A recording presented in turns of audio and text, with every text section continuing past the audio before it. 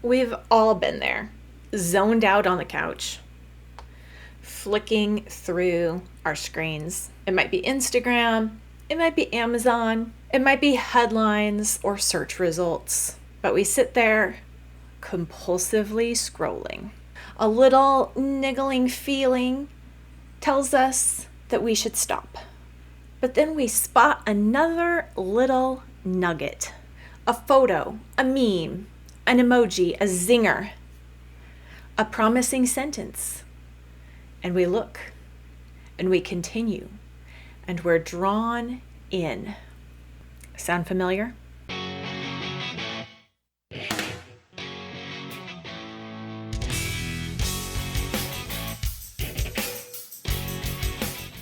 Hi, I'm Mystie Winckler, homemaker and homeschool mom, and author of the book Simplified Organization, Learn to Love What Must Be Done. To be convivial is to do life together with joy. And that's what we want as moms and homemakers. So here at Simply Convivial, I have short but meaty episodes helping you banish overwhelm and perfectionism so you can grow in competency and cheerfulness in your good work at home. Sometimes our phones get in the way of that good work, and so we have to examine our lives, our habits, and see if we are using our phones as tools that help us in our good work, or if we are using our phones to escape from our work. Grab a basket of laundry to fold while we dig in. We usually grab our phone thinking to send a text, look something up, check our email. We have a purpose. We have a point, a reason. And yet the reason why we picked up our phone in the first place is usually not the reason we wind up scrolling through endless results. Scrolling is compulsive behavior. It can eat our time, our energy, our mind with a spoon. That's just what it does for fun. Sometimes our scrolling habit is Instagram or Facebook, but it might also be shopping.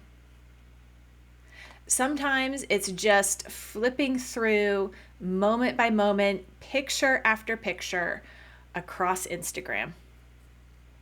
Sometimes it's thumbing through pages upon pages of Google results, or even Babylon Bee headlines. Whatever the scroll, it functions like addictive behavior. And that means it leaves us worse off than when we began. After a zoned out scrolling session, it's difficult to re-enter life, to engage face-to-face with someone, especially if those someones are small, noisy, and needy.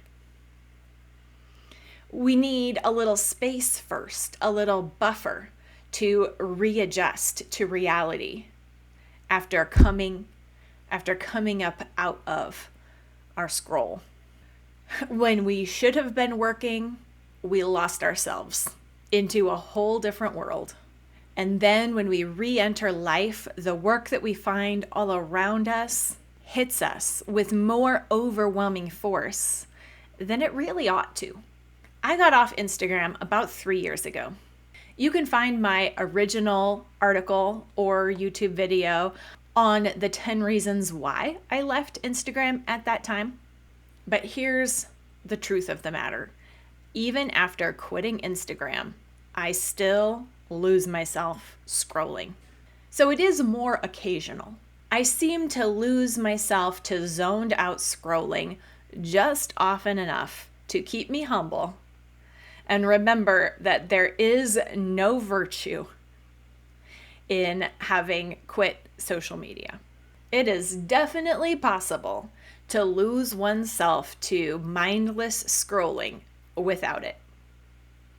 Quitting Instagram, Facebook, or any other app is not a push button solution that's going to suddenly change who we are or even what we do. Google, Amazon, Babylon Bee, YouTube, and yes, Instagram and Facebook, probably others, can all be used non-addictively, intelligently, intentionally, productively as tools. More power to those who do so, even to ourselves when we do so. But we all have to be aware of the ground that we enter when we tap on an app or open a new tab. The platform itself is not neutral ground. The platform thrives, succeeds, is profitable when it exploits addictive tendencies, because they make money based on the time that our eyeballs are on their screens. Our eyeballs are valuable to them. So are we ninjas going in, doing our business, getting out, not captured by the app or the website? It's possible, but it's difficult. And it's also easy to be self-deceived. What often happens is that we go in with good intentions, with a purpose, but we get stuck once we're there. We spend more time than we intended. We go beyond the scope of our initial intention. So we have to start by being honest with ourselves, which probably means looking at our laptop and our phone screen time reports and getting some real numbers. Now, we can't and we shouldn't be trying to be absolutely top-level productive every moment of every day. However, the reality is that while scrolling promises us a break from our work, when we think of it as a rest, what we find at the end is that we are actually drained, not replenished. Scrolling saps our vitality. It does not improve it. I think this is in large part due to a dynamic that Neil Postman, in his Before the Internet book, Amusing Ourselves to Death, calls the information action ratio.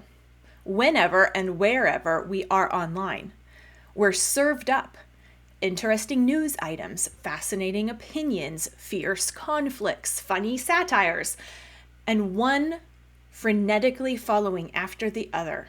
And yet none of this information that we find as we are scrolling is actionable for us. So our emotions are stirred up and we have no outlet for those emotions.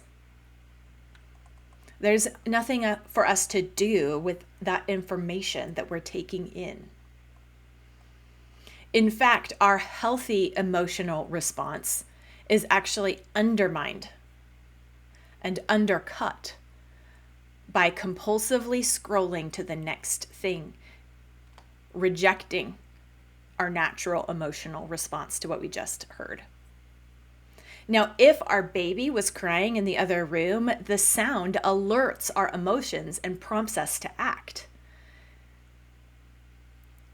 We go to our phones to check out of our high-strung life and the in-your-face needs that are all around us. But instead of refreshment, we're given emotion generators like the baby in the other room crying. And in having those emotions stirred up, we are also being trained to disconnect our emotional response from our rational behavior.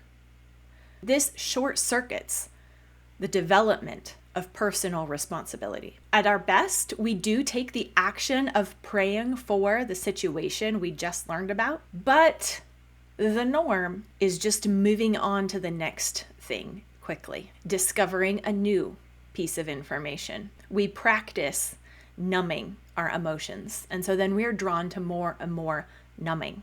And that next item in the scroll is a thing that has been elegantly selected by fascinating math to correctly predict the next thing that will keep us scrolling and stop us from closing the laptop lid or putting our phone back in our pocket, even when we hear that internal mom voice telling us that that would be the right thing to do. So what is a strung out mom with a phone to do? Go on a phone detox. Experience life without the instant distraction and quick dopamine fix available. Your emotional and attentional life will heal, but it will take time. Pay attention to the things that do require your direct action. Take in that information and then do something about it. Wash the dishes, fold the laundry, change the baby's diaper, have a conversation with a child. Act on all the information that you do see right in front of you. Improving our personal information action ratio will go a long way to repairing our phone habits. What about the tired but responsible mom? We need to make ourselves smart rules determined with our own husband's help so that we can use our phone as a useful tool without being captured by it, without being held hostage by it. Notice when you have caved to the mindless scroll and practice putting the phone down or closing the laptop lid when you notice. You'll begin practicing being more and more responsible.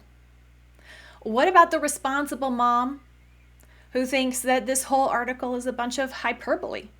Rejoice that you are not prone to addiction and that you use your time online responsibly, not only as a tool for your personal life, but also a place where you can shine as a beacon, being an unembarrassed, productive, normal Christian woman in public, whichever category you fall into. And most of us bounce back and forth from one to another at different times. Let's remember that online is not the place to check out and turn off our brains. If we're online, it has to be a place where we are fully engaged. Because disengaged media use, media consumption, is a top tool of the devil to corrupt families, and that is no hyperbole. We should all remember that most big online platforms are enemy territory in one way or another. It's not wrong to be on Google or Facebook or X or whatever is out there now, but we should always enter with our guard up, not down. We should enter as ambassadors of our King, not as free agents, and certainly not as peon slaves to every algorithm or influencer. Let's use our tools and our opportunities as wise, strong Christian women. And if we're not exhibiting wisdom in the way that we use our time online, then let's be willing to hit pause and whatever we get wisdom. If you need help figuring out whether or not you are being responsible or irresponsible with your phone use, then I've got just the thing.